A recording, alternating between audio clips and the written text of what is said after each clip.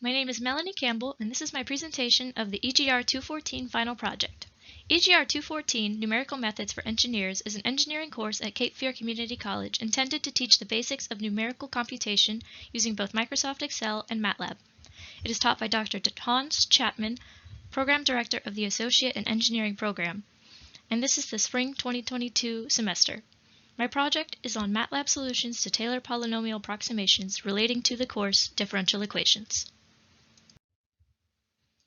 Taylor polynomial expansion and approximation is used to approximate a function centered at a point, x sub 0, with a specified degree that denotes how many terms will appear in the Taylor expansion. The equation is shown here with both the expanded form and the summation. The purpose of Taylor polynomial expansion is to approximate the solution to an otherwise infinitely differentiable function. Truncation occurs at the value of the function's order. Because truncation is a form of approximation, there is a degree of error which can be calculated using the Lagrange error bound, or the Taylor remainder theorem. MATLAB can easily accommodate these calculations, allowing the user to obtain the Taylor polynomial expansion of a function and the marginal error efficiently. In order to estimate just how accurate the Taylor polynomial solution is, we use the formula for the Lagrange error bound shown here, where we solve for the accuracy of the approximation by subtracting the value of the Taylor polynomial expansion from the original function, using the upper bound as the variable, and comparing it to the function yielded from equation 6, found using a point between x sub 0 and x. This is the first example that we will explore using the MATLAB function. It may look daunting, but it simply gives an in-depth explanation as to how one would go about finding the Taylor polynomial expansion analytically, as well as the error formula. As we can see, it first states the functions and the parameters of the equation. We will be finding the Taylor polynomial expansion of the function 21 ln x at the point x equals 0 to the third degree. This explanation then restates the Taylor expansion formula and the Taylor polynomial expansion. It then goes in depth on how to find the values needed to plug into the error formula using the fourth derivative and the upper bound, a given bound that in this case is 1.2. The slide also shows the value that will maximize the function, in this case 1. Using the value of 1 to evaluate the expression completes the proof that states the exact error is less than the upper bound and tells us that the upper bound approximation is equal to 0.0084. Now, in order to calculate the exact error, we subtract the Taylor polynomial expansion from the original function using the given upper bound as a substitution for x, which tells us that the exact error is 0.00725. Finally, this solution shows the textbook graph of the Taylor polynomial expansion compared to the graph of the original function, where we can visually see the amount of error between the two functions centered at x equals 1. Now that we understand what happens analytically to solve this problem, we will look at how the MATLAB program will solve it in a much simpler way.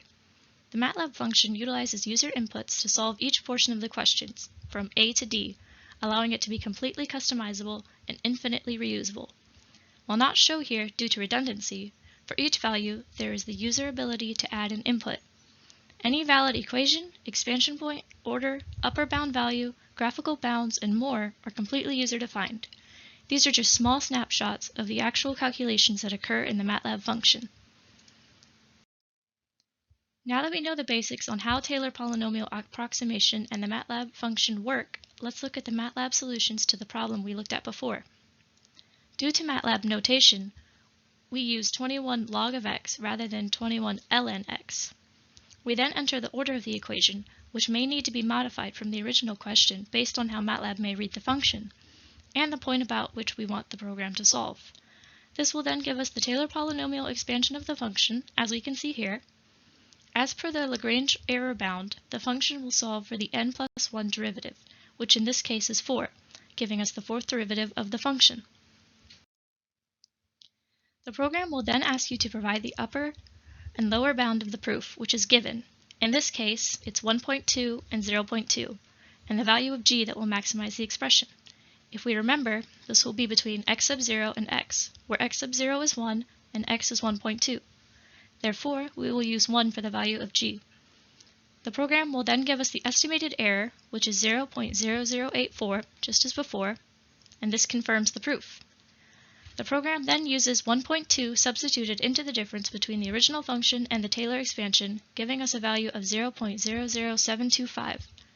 Finally, for step D, the function grants the user the ability to choose the bounds of the graph, where I have used the values from the textbook solution. Upon entering the values for each of the bounds, the program will automatically open up a graph of the original versus the Taylor polynomial expansion. As we can see, it is centered at our point, x equals 1, and shows the values of each function between x equals 0 and x equals 2 in a clear and neat way. Now that we know what the program is capable of, let's try another problem. This time we will be finding the Taylor polynomial approximation of ln x about the point x equals 1 to the third degree. We can see here that the upper bound will be 1.5 and the lower bound will be 0.5. We will again be finding the estimated error, the exact error, and sketching a graph of the two functions of x. We can see the textbook solution here as well, which tells us that we should expect an estimated error less than the exact error, and an exact error that will equal 0.011202. Like before, we will enter the equation in terms of log of x rather than ln x. We will give the necessary order and the axis about which we wish to solve the equation. The program will calculate the Taylor series expansion to degree 3, and it will calculate the n+1 derivative, which is again the fourth derivative. We will provide the upper and lower given values of the proof, which, in this case, are 1.5 and 0.5, and the value of g, which will maximize the function. This is the value that will lie between x and x sub 0, where x sub 0 is 1 and x is 1.5. Again, the value of g will be 1. The program then gives us the value of the estimated error, which is 0.015625, and the value of the actual error, which will be 0.0112016. This matches our textbook solution. We will then enter the values for the bounds of the graph. Once again, we see a simplistic and clear graph of the original function, ln x, and the Taylor series expansion. The grade of error is evident, and our x bounds are from 0 to 2, just as the question asks us to graph. As we can see, this is a useful program to solve 4 different parts of one question, cutting the calculation time from tens of minutes to just a few seconds. This brings us to the benefits of MATLAB use for Taylor polynomial approximation. This MATLAB function for Taylor polynomial expansion and approximation is a prime example of why MATLAB is such a valuable tool for engineers. By definition, a Taylor polynomial is infinitely differentiable, meaning a precise approximation calculated by hand will take a considerable amount of time.